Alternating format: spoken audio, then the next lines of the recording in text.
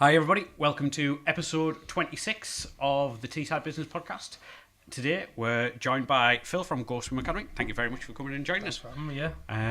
You are the first guest we have for 2019. Fantastic. So, thank you very much for coming and doing it.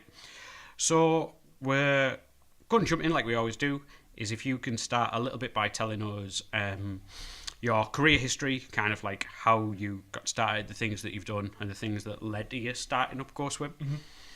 So I started off in like a leisure environment when I was 17. Started off as an apprentice at a leisure centre, just learning the ropes from the bottom, as it were. Loved it, absolutely loved it. As I went through, got my lifeguard, got my swimming teachers, level 1.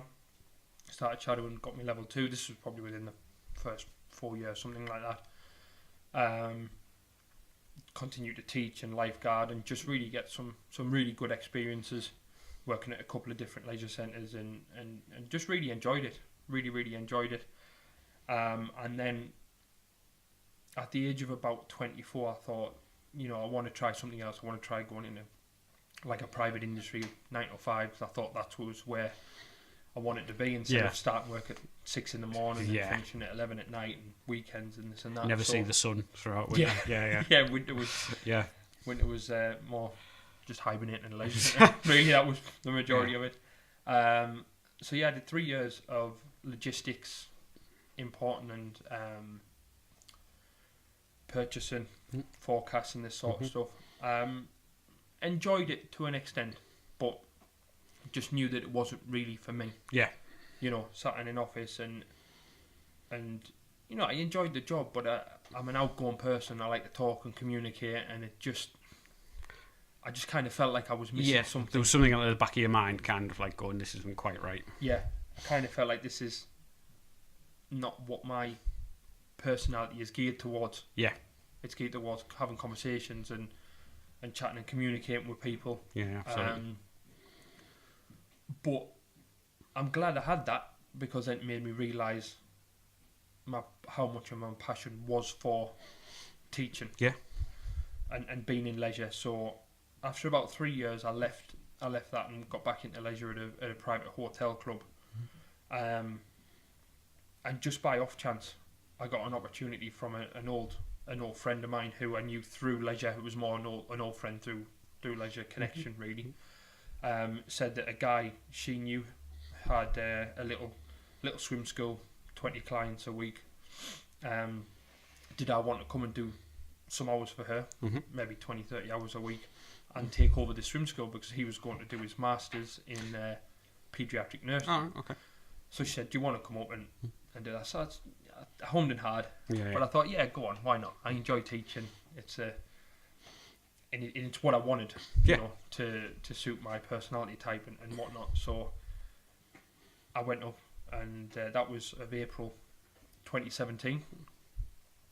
We started Go Swim. I took over Go Swim Academy, as it were.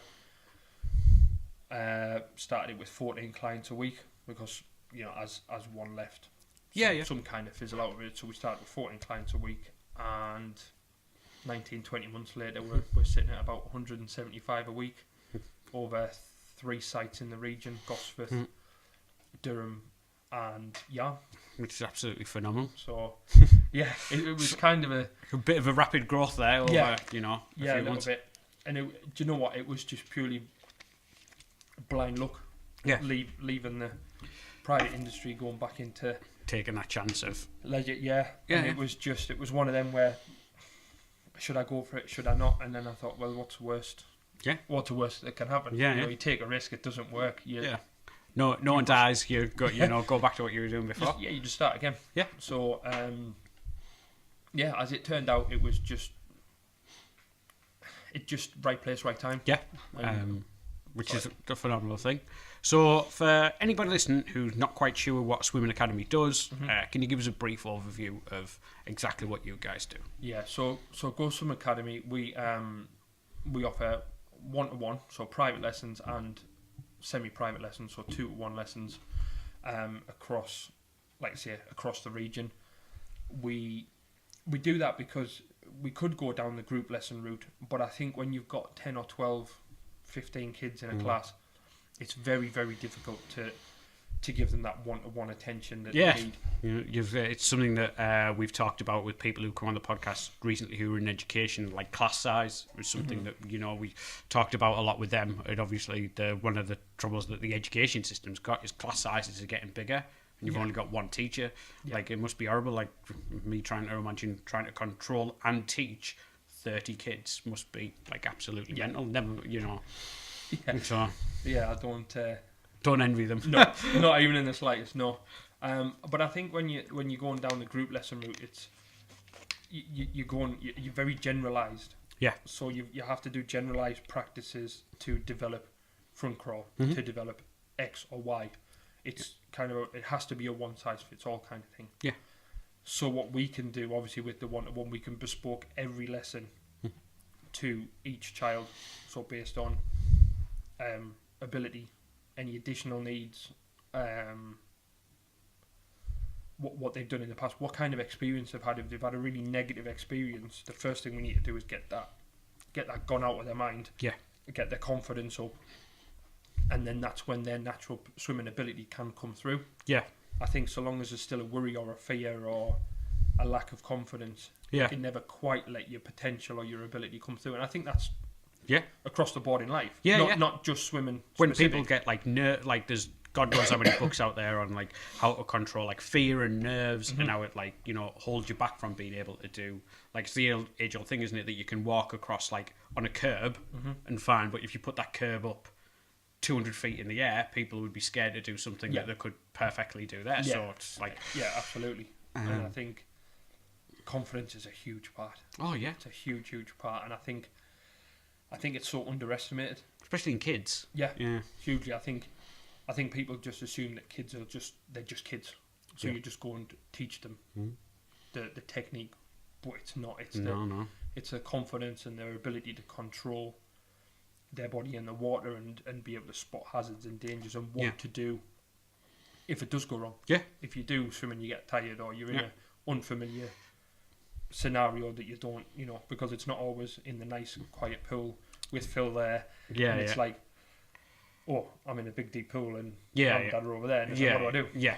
So it's giving them that confidence to know that they are good enough to do whatever they need to do. Yeah. And I teach them that, but we do it in a massive fun environment. It's relaxed. The teachers love what they do. Yeah. I employ teachers on qualifications. You have to have the qualifications. Yeah, but dealing with children, it's not like I could start and go, this is how you teach. Well, I wouldn't even know where to start at teaching. Like a rugby ball into the pool and just hope it works. Yeah, but for me, it's the personality. Yeah. You can, if you've got the highest qualification, but your personality doesn't quite resonate with kids, it's not going to work. Yeah. So for me, it's on personality. Are my teachers, do they love interacting with kids? Yeah. It's surprising how many teachers don't. I can imagine. Which is really bizarre. Yeah, it's weird to me. Yeah. Why would you want to be teaching and you don't like kids? Yeah. Like, well, it's the original thing, isn't it? Don't work with animals or children. It's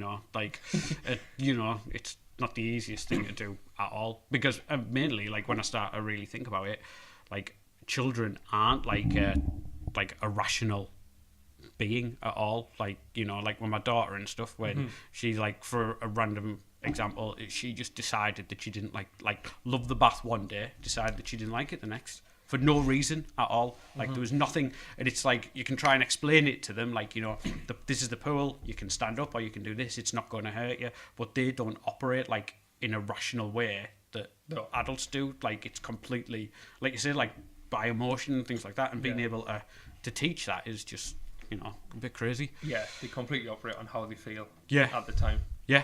If they're hungry, no. Yeah. If they're tired, and it's just.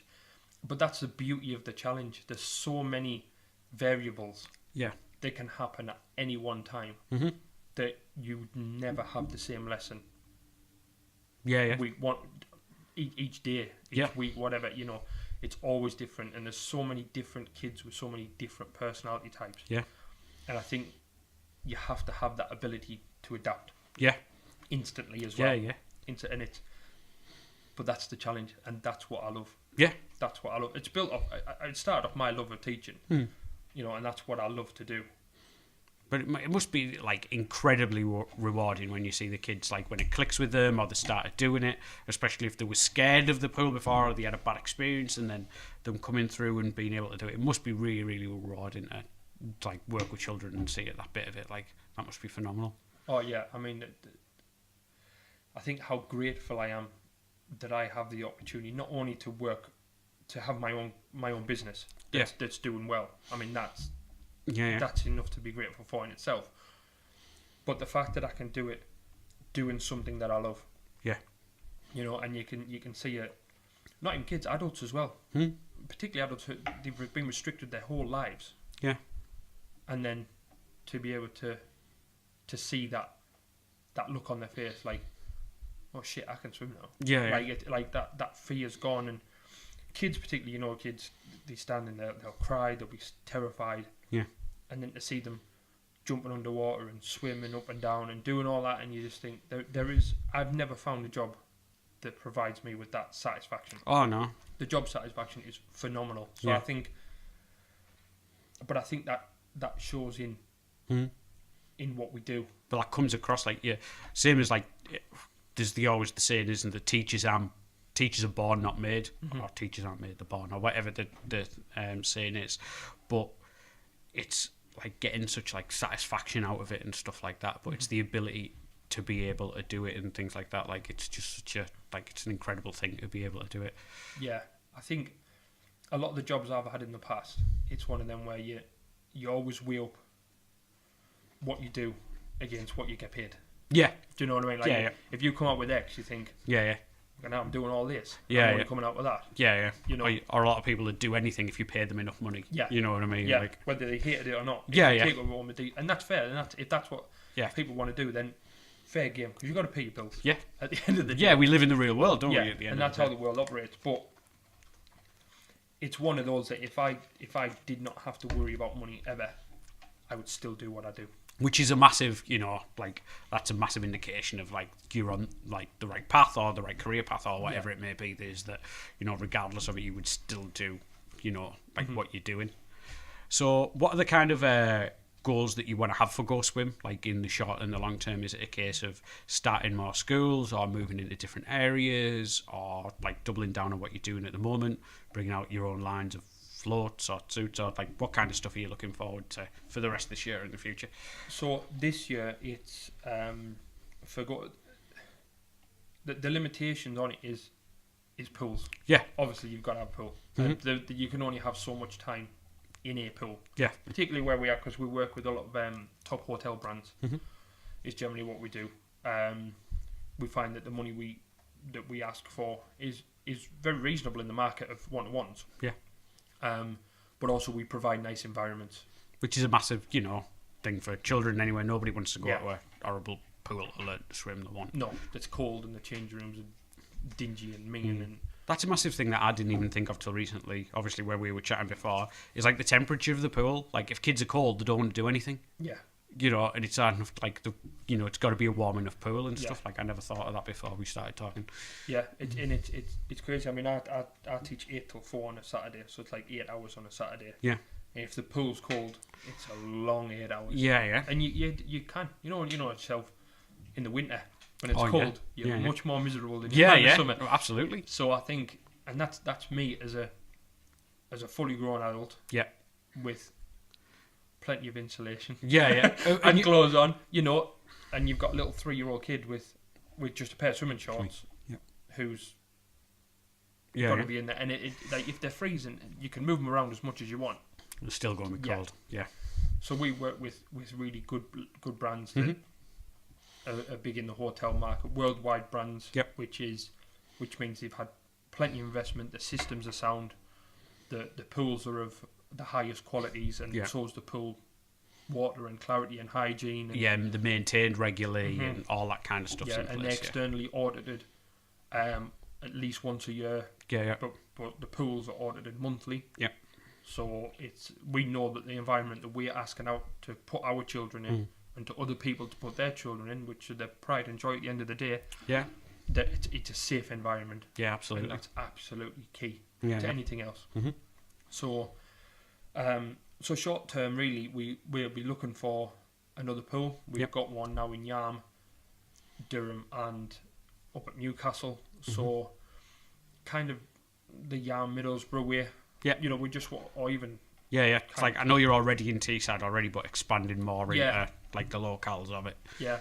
And do you know what? I really like the Teesside area. Yeah, Yeah, I mean, from Teesside to Gosford is pretty much the same. yeah. But I'm much more local Yeah. to Teesside than Yeah. I've got, and that sounds really really strange. It is, yeah. from where Where I am. yeah, yeah. But it's a weird thing like that. But so yeah, that's the short term goal. Get another pool and continue that growth as well. But Yep. we are looking at our own brand of baby swimming. Okay. Yeah, Go Swim Babies. Yeah, yeah. So at the minute we take our kids from kind of 2.5, 3 Yeah. upwards, Mhm. but we want to put our style of teaching, the fun, unique style that makes kids absolutely love swimming. We want to bring that in Like- earlier. Yeah, yeah. We want to bring that from birth, essentially. Yeah, yeah. So are we literally talking about not from birth straight into the pool, but Yeah. like from a couple of months old? Are we talking 6 months old? We Like, say 3. Okay. We say 3 months. Okay. Purely because they've there's a lot they've got to go through, like in the early stages. And, Yeah. yeah, vaccination thing that, but also their ability to handle the pool temperature. yeah, From 0 to 3, they're very, very. I appreciate still 3 months are very tender, but Yeah. 0 to 3 very, very. So yeah, yeah. Brand new, literally. yeah, I Yeah. think 3 months is a good time to start. Yeah, you yeah. know, it's hardly like it's too late I know. or anything like that.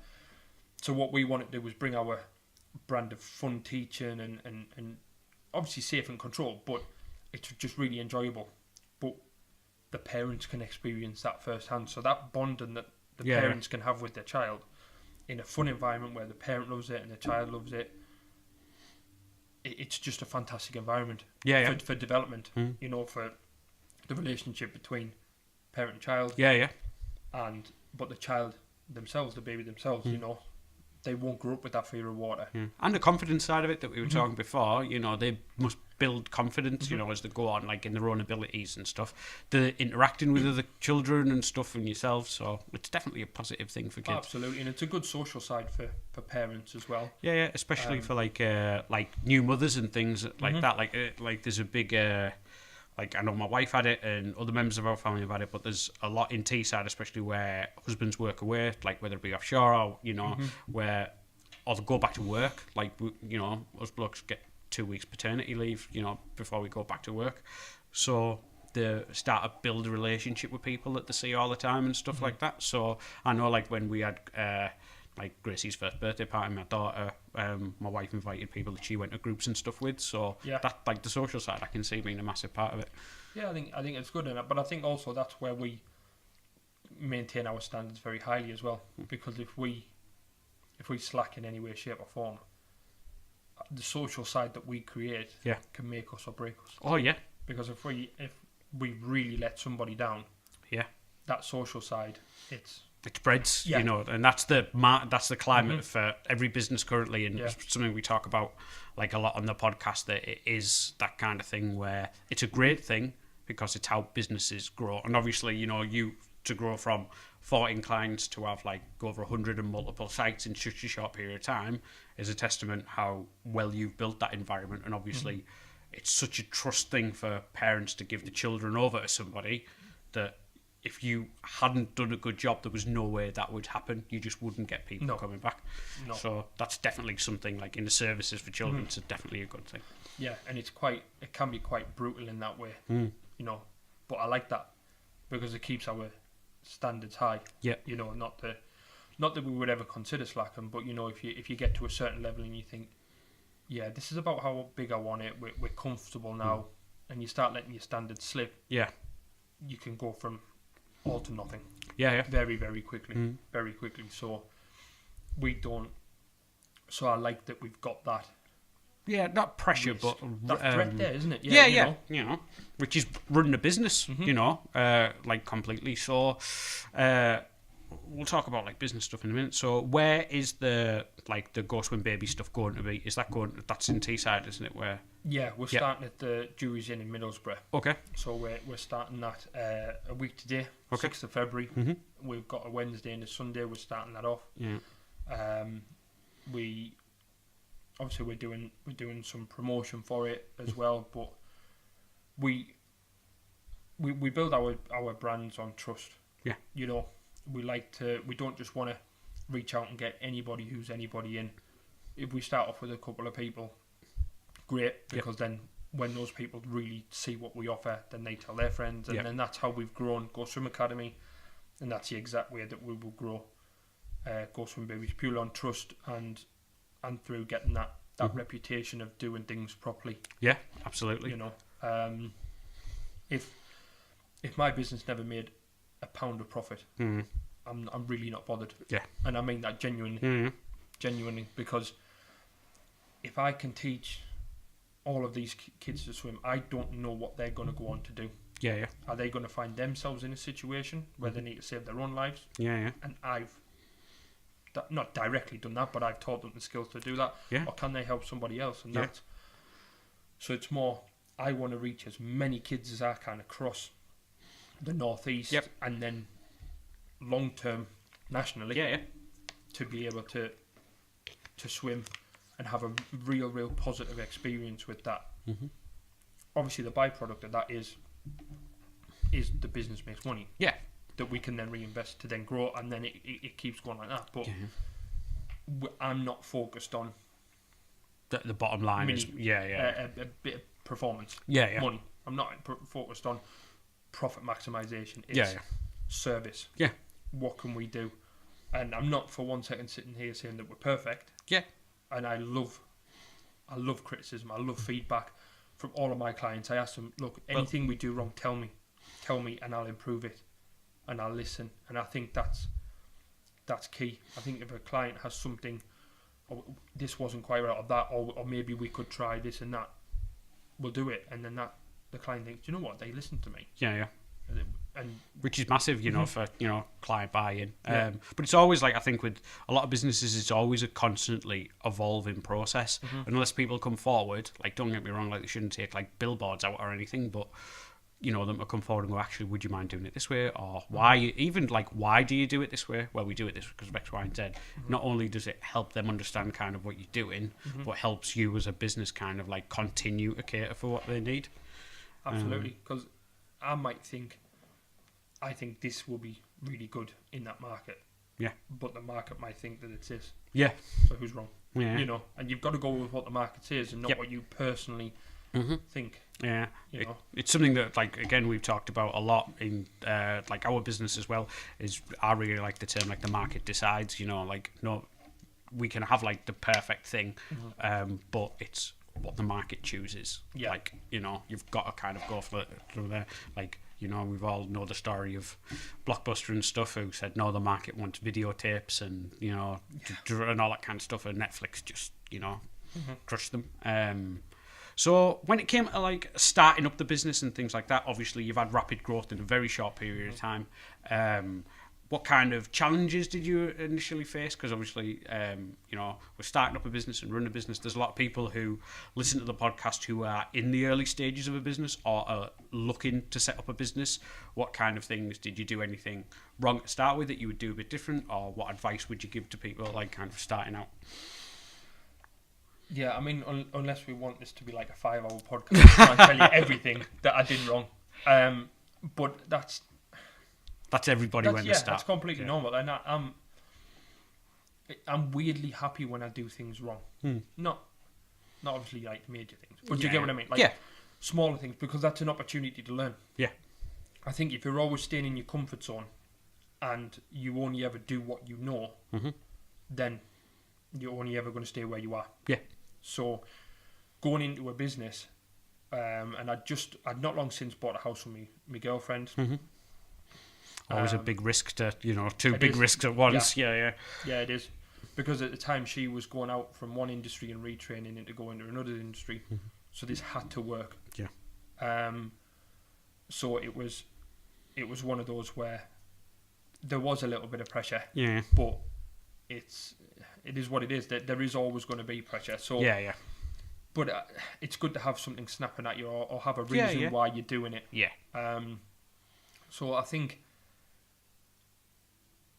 being in my comfort zone was going to work. Oh, I know I'm working 40 hours a week. I'm working this shift, that shift, and I know at the end of the month, unless I really cock it up, I'm going to get X pounds. Yeah.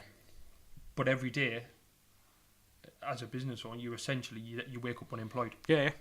Until you. It's something that like I've talked about with friends who have jobs and things like that, and we've talked about is that you don't realise till you own a business how much like they've got skin in the game versus like other people when you've got bills and stuff to pay.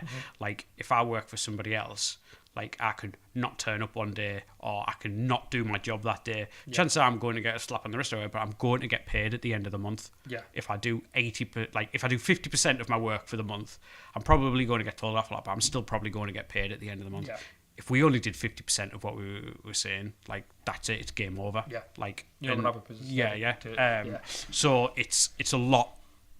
Well, it's a lot more rewarding because you know that everything that you've done. But it, like, if nobody, like, I didn't have it before we started and things like that, like, you don't realise what a pressure that is till you're in it, you know. It is a different thing, but a good thing, you know, like you say. Oh, it is, yeah. I mean, I enjoy it, because it gives me some accountability as well. You know, when I was kind of in leisure, I generally coasted through most of my shifts. Just never really. I don't know. I never really dealt well with having a boss. No. Majority of the bosses I had will tell you. It is a trend that we see, like in a lot of people. Not because I was a smart ass. That was a little bit, but not generally. It's just because you have your own ideas and way of doing things, and I think when you do start your business, although there is the massive risk on one side, you've got that massive freedom on the other side to try new things. And I've tried things that didn't work. When I first started, I didn't know anything about accounts. No.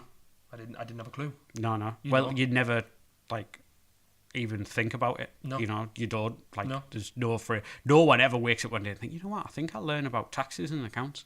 Apart from accountants, which I don't know why they do it, but God love them for doing it. Thank God they do. Thank God they do. Otherwise, we'd be a lot more miserable. Absolutely. So I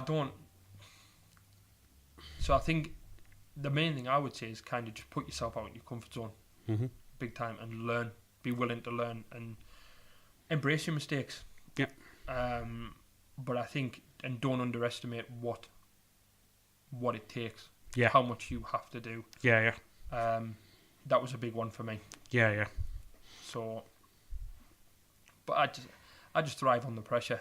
I really, really do. It is. It's definitely one of those things that we again see across the board is that people like who have successful businesses like generally handle risk quite well. They know that it's a risk. Obviously, work ethic's a massive one.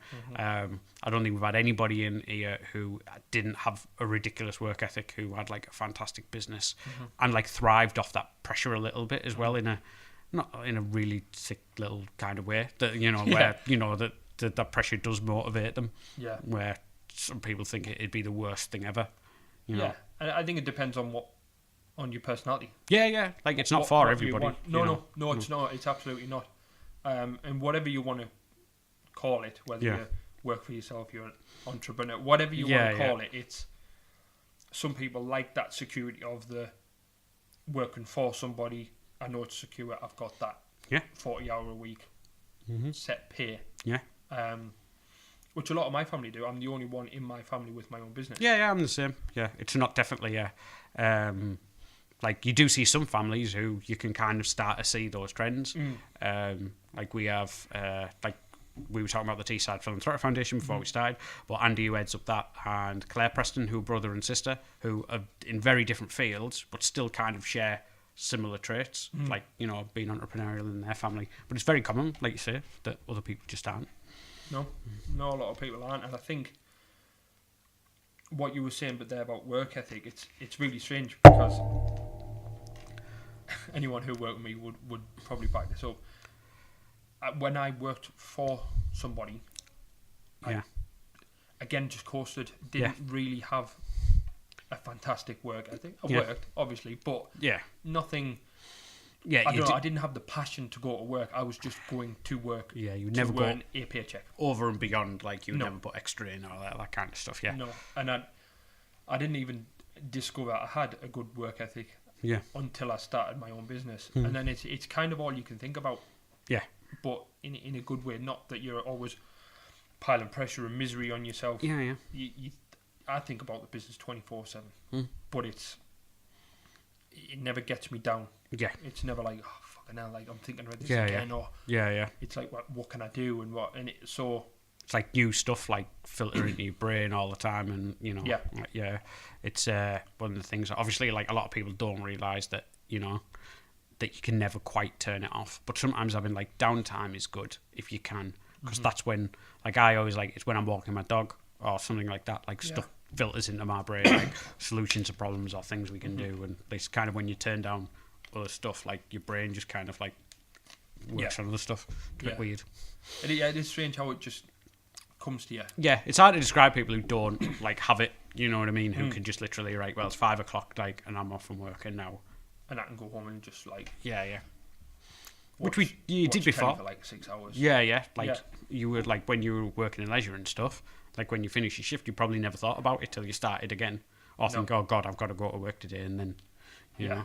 Oh yeah, like the minute I walked out the door, like I didn't really give a shit about Yeah. it until I went back, and it's not, and it's not something I'm proud to say, but you've Yeah, it's true. been honest. Yeah. You know, it's you can't sit here and say, oh yeah, well I absolutely did my job and I had the greatest work ethic ever, because everyone who's listening, well, like you didn't have the greatest work, like you did not work, but like anybody who knows me who would listen to this go, yeah, you're full of shit, Phil. yeah. Yeah, absolutely. Well, it did, like I look back on stuff that we've done. I think I've talked about on my podcast before. Like I got let go from Clark's because I was a manager there, and that's purely because I hated it. It was really, really, really boring. Yeah. And at the time, obviously, it was horrible, but they did the right thing to let me go, because I wasn't. They wanted somebody who absolutely like lived and breathed Clark shoes, and I was never going to be that. Yeah. So it's like, you know, it makes sense when you look back on it, kind of thing. Yeah, and I was the same when I worked for a company who distributed cycling products across the UK. They're one of the top brands, and I did forecasting and purchase for them, but I didn't like cycling. No. So again, it was just, and I had worked with a lot of people who loved cycling, and that was their game. You know, that they got to do something that they love to do outside of work, and they come to work and it's related to that. Yeah. I didn't. No. It wasn't really what I watched on TV. If I watched any sport, or if I would talk about it to the lads or anything like that, it wasn't really my thing. So I think if you can figure out a way to monetize your passion, you're onto a winner all day long. Oh yeah, absolutely. All day long. Yeah. And I wasn't a very good swimmer. No. When I was a kid, I was crap. Yeah. But I learned, I improved, and I learned how to teach. Yeah. But because I wasn't a very good swimmer, and I was a little bit fearful of the water when I was younger, I remember being in comprehensive school. So what you taught, like 12, 13, Yeah. and still being towards the bottom end with the people who couldn't swim. And never in a million years did I think I'll end up teaching people how to do this. Yeah. But then I can recall on my experiences as a kid and thinking, how did I feel as having a fear of water? Yeah. And how did I feel not knowing how to swim? And as the kids get older, they can be slightly embarrassed about it. Yeah, I massively. get quite a lot of And adults as well, you know. Like that's massively. a massive thing, I imagine. Not wanting, like, if you can't swim, like actually going to someone and go, look, can you help teach me to swim? I can't swim. Like, you know, I imagine like that's a big hurdle for people. Oh, hugely. I mean, I've had adults with me who are like architects, doctors. I've had a guy who was an engineer for Rolls Royce. I think they made plane engines. Yeah, they do Rolls Royce. Yeah. And then he massive high pressure job and but couldn't swim. Yeah. So, and I think it takes a lot as an adult, a lot of balls, and that's why I love teaching adults. Yeah. Beginner kids, so new who have fears and this, and beginner adults are my thing. It's just that's Yeah. that's kind of my specialty and what I love, because I just think if you've called me up and said, Phil, I'm struggling with this or that, and I can't swim and I'm terrified of water, that takes some balls. Yeah. That takes some balls to turn up at a pool where you don't know how many people are going to be there, you don't know what the instructor's going to be like, to turn up and say, I can't do anything in this environment. Yeah. You know, is absolutely phenomenal. Yeah. And I respect adults who couldn't do massively. so much. Much. It's like taking that step is phenomenal. So when people come on the podcast, we like to ask every single person the same 3 questions. Okay. And the questions are, in order, is the first one: have you ever had a failure, or I'll tell you the questions first, and then we'll come back and answer them. So a failure or a setback, or what you perceive to be a failure or a setback, that's later led onto like a success in your future, like something that was really good. What is success to you? So, and everybody's different. We've had a million different answers, from £1 million in my bank to I want to spend more time with the kids to I want this to be the biggest business possible, or to be happy. Like, there's no right or wrong answer to any of these. And then third one is something that you're completely obsessed about at the moment. And we've had gadgets, TV shows, like little bits and pieces, like the guy Dan, who's got a drone company, who came on, was literally going to pick up a new drone after leaving like the podcast, so he was dead excited about it. So like, we've had a million different things, so it's just a bit of fun. So we'll start with the first one. Have you ever had what was at the time you perceived it to be a massive setback or a failure that's later led on to, like, success and things like that? Yeah. So at the end of my time in private industry, I worked for the cycling company, and I was there for 8 months, 2 weeks. The reason I know, because your probation was 9 months. Yeah. And they called me in the office and just said, "Look, it's not really working out. Yeah. You know, so we're going to let you go." So I got let go, and at the time, obviously, I was really pissed off. Yeah. You know, it's a real dent to the ego. Yeah. As it is for anybody. Completely correct decision. Yeah. In hindsight. Yeah. Completely correct decision. But then that actually led me to reconsider where I was. I didn't really enjoy my work. I think that reflected in my work, which then had a roundabout way of them finding someone else. Fair game. Really can't complain. Yeah. You know, and one of my best mates was one of the lads on my team, and I still see him now, and he'll back it up. Yeah. So it is what it is. But then that led me to reconsider where I wanted to go, which led me back into leisure. Yeah. Which then led me to get the opportunity to start Go Swim Academy. Yeah. And then it just led to everything else. It's gone from there. Yeah. So it's perfect. Had I not fucked up and lost that job, you could still be there now. I might still be in that industry. Yeah. Have never been back in touch with one of my old colleagues and friends. Got the opportunity. Yeah. Go Swim Academy. Could have fizzled out. Yeah, could have. It could have. Well, he probably, when he went back to like retrain and do his masters at uni, it probably just stopped. Yeah, I mean, he still teaches on a Sunday for me. The guy, had it, and he's a brilliant guy. Yeah. Absolutely. Well, he probably loves teaching as well. Like, it was probably like his favourite part of it. Well, he blatantly wants to help people because of the careers that obviously he's retraining at and things like that. He's a fantastic guy, Paul, who had the business before me. What a great job. So that was my it's a really, really good. That was my failure. So that came into the second one, which follows on quite well, is what does success look like to you? And again, there's no right answer to this, and everybody's different, but it's an interesting question to ask everybody. Success looks 2 ways to me. One is personal development. So for me, can I look at myself and think I want to improve every day? Because that's, and I know that sounds really strange, but I think if you're constantly trying to push yourself to improve yourself, then you're going to get where you want to go eventually. You know, I'm a big believer in the law of attraction. Yeah. That you'll find what you're looking for. If you're just prepared to sit and not improve and not try and go anywhere, that is where you'll go. Yeah. I think if you're always trying to look for the positivity, look for the opportunities, look to improve yourself, look to improve your network, then you'll find it as well. Yeah. So that's a big one. Yeah, for massively. me. Yeah. And the other one was something that I can't remember if it was a book or a video that I read, that I watched or read, and it was Gary Vee. Oh yeah. A few people have like obviously quoted him.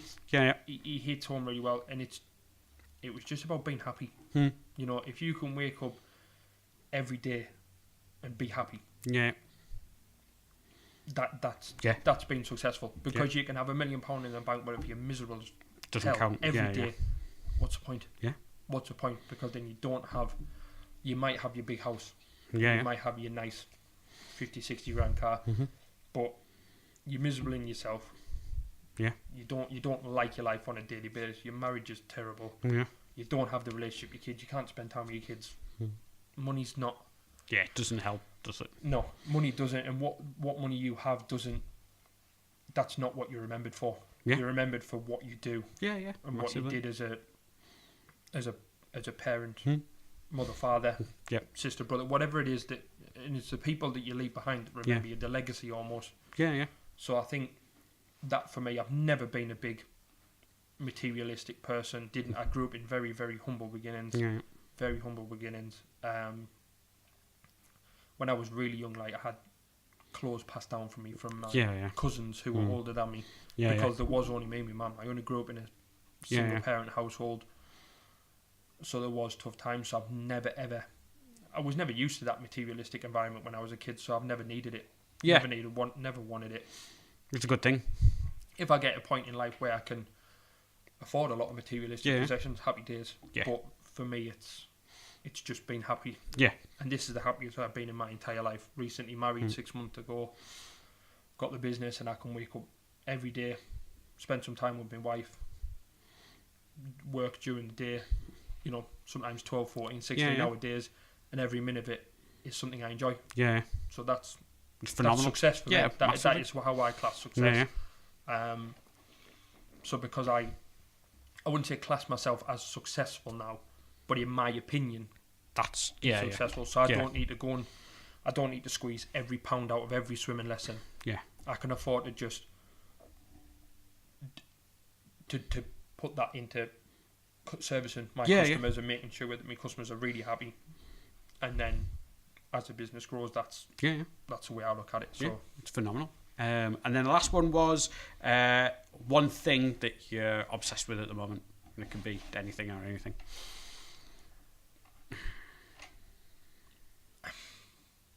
The business. Yep. The business. Yeah. And I'm obsessed with being happy. Yeah. Because, you only fucking live once. There is no retake. It sounds crazy, but it's, just the business and how can I help so many people, and how can I enjoy my life and and that's all. That's great. That's my obsession. That's certainly a lot worse things to be obsessed with than helping people. So, if people either want swimming lessons for themselves or the kids, or obviously for the babies that's ready to come in, where's the best place for them to find you? So the best place for us, we're really active on Facebook. So it would be Go Swim Academy for the one-to-one lessons, and then for our baby swimming that we're starting, it's Go Swim Babies. And you can find all the information on one place at www.goswimacademy.com. Oh, we'll make sure all this is linked below, like in the description for everybody. Yeah, cool. And it just shows all the information. Very simple, no gimmicks, just exactly the same way that we run our business. Very plain and simple, making it fun, honest, open, and factual. And that's just the way we found that our social media stuff really reflects the personality of the business. So that's where you can get in touch and find out what we're doing. Brilliant. Thanks very much for coming on. We really appreciate it. Thanks for the opportunity. This has been the Teesside Business Podcast. The Teesside Business Podcast is promoted and produced by Person to Person Market. Thanks very much for listening.